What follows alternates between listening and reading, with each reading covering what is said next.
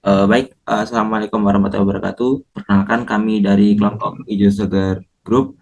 Di sini kami akan menunjukkan proposal kami tentang Ijo Seger dengan slogan Fresh Product Healthy First. Nah, sedikit di sini ada logo kami. Nah, sedikit tentang kami, Ijo Seger adalah aplikasi yang berguna sebagai perantara antara petani dan masyarakat untuk mencari produk nabati yang segar secara online. Nah, jadi titik fokus kami di sini tuh kami akan menjadi perantara untuk petani-petani lokal, di mana mereka yang ingin menjual hasil produknya secara lebih merata itu bisa melalui aplikasi kami.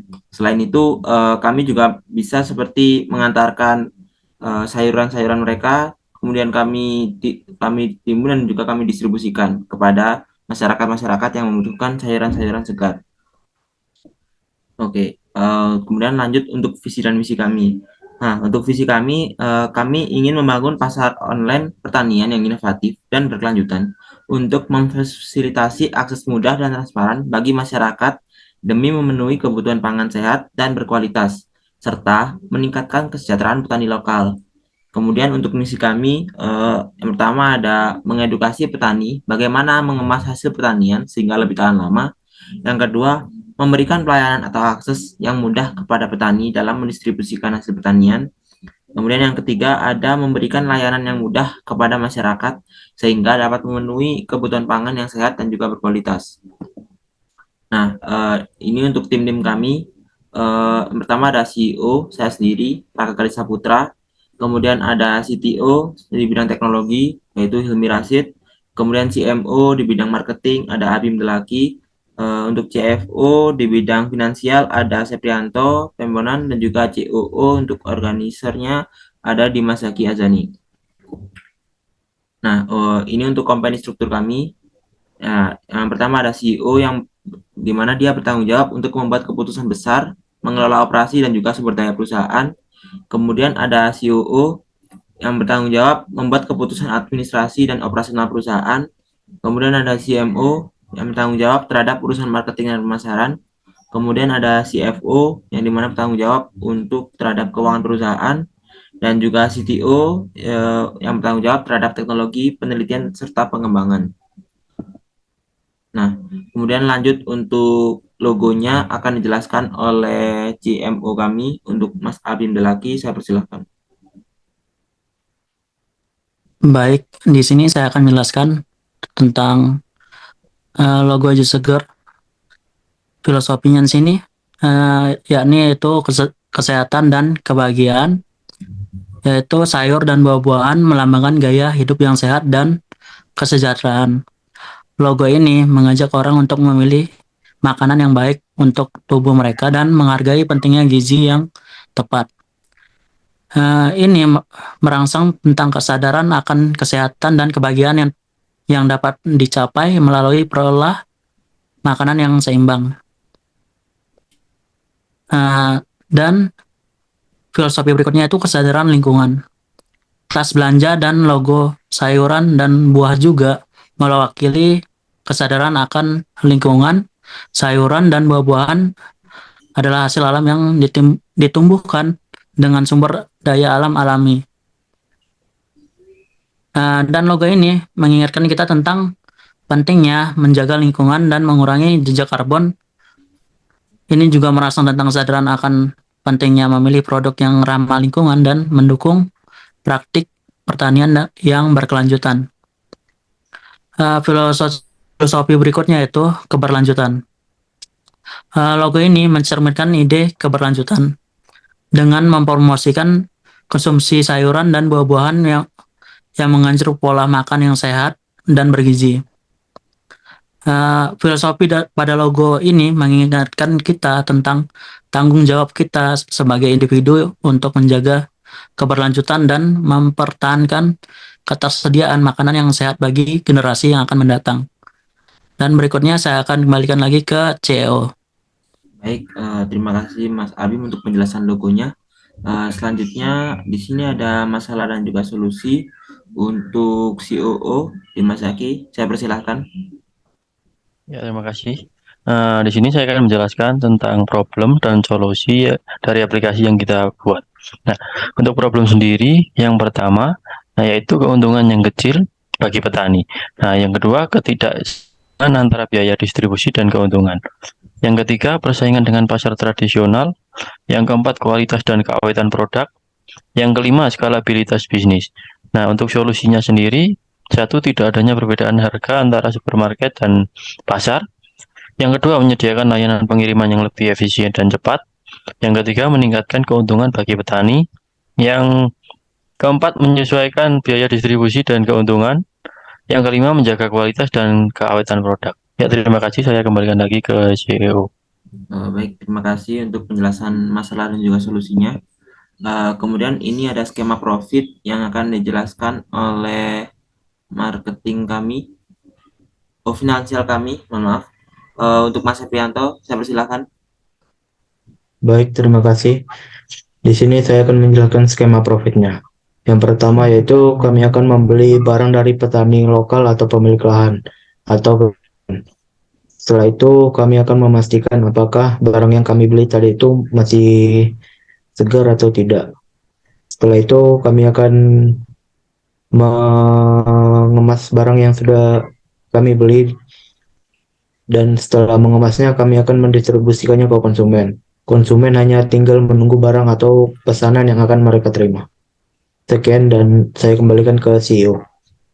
Oke, terima kasih untuk penjelasan skema profitnya. Kemudian lanjut ke marketing plan. Untuk marketing plan, CMO, saya persilahkan untuk menjelaskan. Baik, saya akan menjelaskan tentang marketing plan. Di sini marketing plan pertama yaitu customer. Pertama, kita identifikasi target pasar. Tentukan target pasar untuk aplikasi hijau segar. Apakah kita ingin fokus pada konsumen individu atau pelanggan bisnis seperti restoran atau hotel. Yang berikutnya itu penilaian pesaing. Kenal kita di pasar aplikasi yang serupa. Tinjau kekuatan dan kelemahan mereka serta strategi pemasaran yang mereka gunakan. Yang berikutnya itu analisis pelanggan. Pahami preferensi dan kebutuhan pelanggan potensial. Apakah mereka lebih tertarik pada sayuran organik, harga terjangkau, kenyamanan pengiriman, atau asal-usul produk tersebut. Marketing plan berikutnya itu promotion. Di sini tentukan pemosisian kita dalam pasar. Apa yang membedakan aplikasi hijau segar dari pesaing? Misalnya kita mungkin menawarkan pilihan sayur yang segar, yang luas, layanan yang pengiriman yang cepat, atau harga kompetitif. Yang berikutnya itu buat proposisi penjualan unik yang menarik bagi pelanggan potensial. Fokus pada manfaat utama yang ditawarkan aplikasi hijau segar, seperti kepraktisan berbelanja sayur secara online, atau penawaran eksekutif untuk pelanggan setia. Yang berikutnya itu pembukaan resmi. Selenggarakan acara peluncuran resmi aplikasi hijau segar, undang influencer lokal, media, dan pelanggan potensial untuk menghadiri acara tersebut. Lalu meluncurkan promo, tawarkan penawaran khusus atau diskon selama periode peluncuran aplikasi tersebut. Gunakan saluran pemasaran yang berbeda seperti iklan online, media cetak, dan value untuk meningkatkan kesadaran tentang promo tersebut. Dan gunakan ulasan dan rekomendasi, ajak pelanggan pertama kita untuk memberikan ulasan dan merekomendasikan aplikasi hijau segar. Dan marketing plan berikutnya yaitu selling strategi. Yang selling strategi pertama itu branding, bangun merek yang kuat untuk aplikasi hijau segar. Di situ warna dan elemen visual yang mencerminkan nilai dan identitas bisnis. Yang berikutnya itu media sosial. Manfaatkan platform media sosial untuk mempromosikan aplikasi hijau segar. Buat konten yang menarik tentang manfaat kesehatan, resep sayur, dan penawaran khusus. Libatkan audiens dengan menjawab pertanyaan mereka dengan mengadakan kontes atau giveaway. Yang berikut itu pemasaran konten. Buat blog atau sumber daya online yang memberikan informasi berguna tentang sayuran, nutrisi, dan resep. Dengan cara ini kita dapat menarik perhatian calon pelanggan dan memperluas kehadiran online aplikasi hijau segar. Selain strategi berikutnya itu program rujukan, berikan insentif kepada pelanggan untuk merujuk teman dan keluarga mereka ke aplikasi Hijau Segar. Misal berikan diskon atau hadiah tambahan setiap kali rujukan berhasil melakukan pembelian. Yang berikutnya itu kemitraan lokal. Jalin kemitraan dengan petani lokal, toko kelontong, atau restoran untuk memperluas jangkauan dan meningkatkan visibilitas aplikasi Hijau Segar. Baik, sekian dari marketing plan, saya kembalikan ke CEO. Baik, terima kasih Mas Abim untuk penjelasan tentang marketing plan-nya. Saya lanjutkan. Nah, di sini ada marketing planning proses, yang mana menunjukkan tentang proses-proses kami. Yang pertama itu langkah pertama kami yang sudah kami lakukan, yaitu menentukan visi dan juga misi. Kemudian langkah kedua, analisis situasi, yaitu mengidentifikasi peluang. Kemudian menganalisis 5C, yaitu company, customer, kompetitor, kolaborator, dan juga climate. Kemudian lanjut ke analisis SWOT untuk strength, weakness, dan juga opportunities dan juga threats-nya. Yang ketiga ada langkah strategi marketing kita, yaitu kita tentukan dulu target audiensnya yang sudah jelaskan tadi, kemudian menentukan tujuan yang terukur, dan juga mengembangkan anggaran. Nah, untuk langkah keempatnya ada marketing mix, itu yang akan kita lakukan, yaitu mengembangkan produk, harga, promosi, dari tempat dan distribusi. Kemudian ada langkah kelima, implementasi dan juga kontrol, itu ada menjalankan rencana dan juga memantau hasil. Oke, kemudian ada SWOT untuk Mas CEO Dimas Zaki, saya persilahkan. Ya, makasih. Nah, untuk SWOT dari aplikasi kita sendiri yaitu terdapat strength. Pertama yaitu dapat menjangkau pasar yang lebih luas. Kedua, lebih efisien dalam proses pemasaran dan penjualan. Yang ketiga, mudah diakses. Yang keempat, kemampuan untuk menyediakan versi produk yang lebih luas. Yang kelima, kemampuan untuk menyediakan harga yang lebih kompetitif. Untuk weakness-nya sendiri, satu, keterbatasan interaksi sosial, kurangnya pengalaman berbelanja yang sama dengan pasar fisik. Yang ketiga, resiko keamanan data dan transaksi online. Yang keempat, ketergantungan akan teknologi dan jaringan internet. Yang kelima, tidak ada jaminan untuk produk yang tersedia. Nah, untuk opportunities dari aplikasi ini, satu, pertumbuhan pasar online yang pesat. Yang kedua, kemampuan untuk menawarkan produk dan layanan baru. Yang ketiga, kemitraan dengan penjual untuk meningkatkan penjualan. Nah, yang terakhir yaitu trades. Yang pertama, persaingan yang ketat. Yang kedua, regulasi yang ketat. Yang ketiga, risiko keamanan cyber. Dan yang terakhir, ketidakpastian ekonomi, yaitu SWOT dari aplikasi yang kita buat. Ya, terima kasih. Saya kembalikan lagi ke CEO. Baik, terima kasih untuk penjelasan SWOT-nya. Nah, di sini ada alur aplikasi. Mungkin untuk Mas Teknologi CTO, saya persilahkan, Hilmi.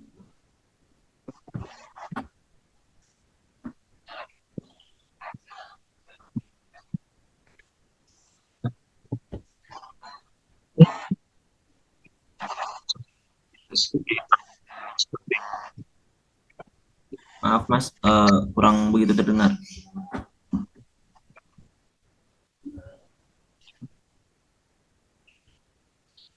Halo, apa sudah terdengar? Ya. Oke, baik. Maaf ya. Oke, saya akan menjelaskan ulang. Untuk skema aplikasi kami, ini tidak ada perbedaan yang cukup signifikan dengan aplikasi lainnya seperti Sayurbox atau aplikasi yang sesuai dengan kami.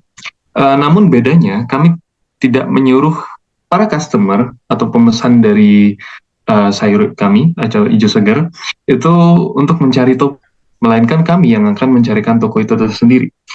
Yang baik, untuk skema flowchart-nya sudah bisa terlihat bahwa kita dimulai dengan start untuk membuka aplikasinya, lalu login menggunakan akun yang sudah didaftarkan atau registrasi terlebih dahulu akun yang belum terdaftar. Lalu di sini kita memiliki pilihan menunya, ada pilihan sayur dan juga buah-buahan yang nantinya akan diinputkan ke keranjang, yang dimana nantinya akan dihitung jumlah pemesanannya berapa, lalu kita masuk ke metode pembayaran yang dimana nanti kita bisa memilih pembayaran itu melalui cash di tempat atau bisa juga melalui m-banking atau virtual cash pada umumnya. Lalu setelah metode pembayaran selesai, kita akan lanjut ke pencarian drivers, yang dimana nanti sayur para customer ini nanti akan diantarkan langsung melalui toko kemitraan kami atau langsung akan melalui cabang dari perusahaan kami yang terdekat. Lalu Anda bisa men-tracking pemesanan melalui aplikasi. Lalu ketika pesanan sudah sampai, maka pesanan sudah bisa Anda terima. Next. Baik, ini adalah skema Figma atau skema aplikasi yang nantinya akan kita implementasikan. Yang pertama, kita login menggunakan akun atau registrasi atau mendaftarkan akun kita apabila belum memiliki akun ya. Untuk loginnya seperti biasa, bisa diakses dengan mudah untuk khalayak umum. Next. Lalu ini adalah skema aplikasinya, di mana kita sudah masuk ke aplikasinya, di mana kita bisa memilih menu ada sayuran, buah-buahan, ubi, dan juga salad. Yang dimana nanti kita akan ada fitur tambahan salad itu tadi, yang dimana kita bisa memesan salad yang sudah jadi apabila kita bingung untuk memilih menu diet yang sesuai dengan anjuran diet ya. Lalu di sini kita langsung saja pilih sayur-sayurannya. Seperti di contoh, kita memilih wortel impor, dan kami hanya menyediakan sayuran dalam berupa kemasan yang tertera ya, seperti satu plastik 500 gram atau satu buah dengan berat hingga 1 kilogram. Hal ini untuk memudahkan kami dalam proses packaging dan juga proses pengantaran nantinya. Lalu untuk kualitasnya premium, karena memang kita menyediakan produk yang premium juga. Dan untuk aplikasi ini kami sudah menyederhanakan sedemikian mungkin untuk diakses khalayak umum agar mudah untuk diaplikasikan dan dioperasikan. Baik, terima kasih. Itu mungkin penjelasan sedikit dari skema aplikasi. Saya kembalikan kepada CEO. Baik, terima kasih untuk Mas Hilmi atas penjelasan aplikasinya. Kemudian saya lanjutkan. Nah, di sini ada kompetitor analisis untuk Mas CEO Dimas Zaki. Saya persilahkan. Ya, makasih. Saya di sini akan menjelaskan tentang kompetitor analisis dari aplikasi kita. Nah, di sini kita memilih dua aplikasi, yaitu Happy Fresh dan Cari Sayur. Nah, Ijo Seger sendiri memiliki banyak keunggulan dibandingkan aplikasi lain seperti yang saya sebutkan tadi. Happy Fresh yang merupakan aplikasi untuk membeli sayur secara online, dan Cari Sayur ini merupakan produk asli yang berasal langsung dari pasar induk yang masih ada di beberapa kota Jabodetabek. Nah, keunggulan dari aplikasi Ijo Seger sendiri adalah sebagai berikut. Yang pertama, aplikasi ini menawarkan ke petani sayur sebagai distributor untuk mempermudah petani sayur yang akan menjual hasil panennya. Nah, yang kedua, menjual untuk mendapatkan profit yang lebih tinggi dari sayur yang ada di pedesaan, kita distribusikan ke perkotaan atau tempat toko sayur yang ternama. Yang ketiga, sebagai distributor, kita juga akan menjaga keadaan sayur agar tetap fresh dengan cara packaging ke sayur yang akan didistribusikan. Yang keempat, aplikasi mempunyai jangkauan yang luas dan mempunyai banyak referensi tempat tujuan di mana sayur akan kita distribusikan. Nah, yang kelima, memastikan sayur yang akan dijual ini tetap tepat pada sasaran. Dengan aplikasi Ijo Seger ini, petani sayur yang ada di pedesaan atau yang jauh dari tempat penjualan tidak perlu khawatir lagi untuk mencari tempat untuk menjual hasil panen mereka. Nah, karena sudah ada aplikasi Ijo Seger ini yang akan membantu para petani mendistribusikan hasil panen ke berbagai tempat. Ya, sekian, saya kembalikan lagi ke CEO. Baik, terima kasih sudah menjelaskan tentang kompetitor analisisnya. Kemudian saya akan lanjut. Nah, di sini ada startup expense dan juga capitalization untuk Mas CFO Seprianto. Saya persilahkan. Baik, terima kasih. Di sini saya akan menjelaskan tentang startup expenses dan capitalization. Di sini ada investasi aset dan pengeluaran. Yang di investasi asetnya sendiri ada database. Di sini kami membutuhkan biaya 15 juta. Dan untuk komputer kami membutuhkan biaya 15 juta juga, dan untuk desain aplikasi kami membutuhkan biaya 10 juta. Jadi total investasi asetnya yaitu 40 juta. Untuk pengeluarannya sendiri, untuk sewa ruko kami membutuhkan biaya 15 juta, untuk modal kerja atau modal usaha awal 35 juta, untuk promosinya 2 juta, dan dana daruratnya 10 juta, kemudian biaya kerjasamanya 10 juta, dan biaya lain-lainnya 5 juta. Jadi total pengeluarannya yaitu 77 juta. Dan untuk total semua biaya antara investasi aset dan pengeluaran yaitu 117 juta. Next. Kemudian di sini ada financial plan. Di financial plan sendiri ada pemasukan dan pengeluaran. Untuk pemasukannya, kami pada tahun pertama kami mendapatkan pendapatan sebesar 240 juta.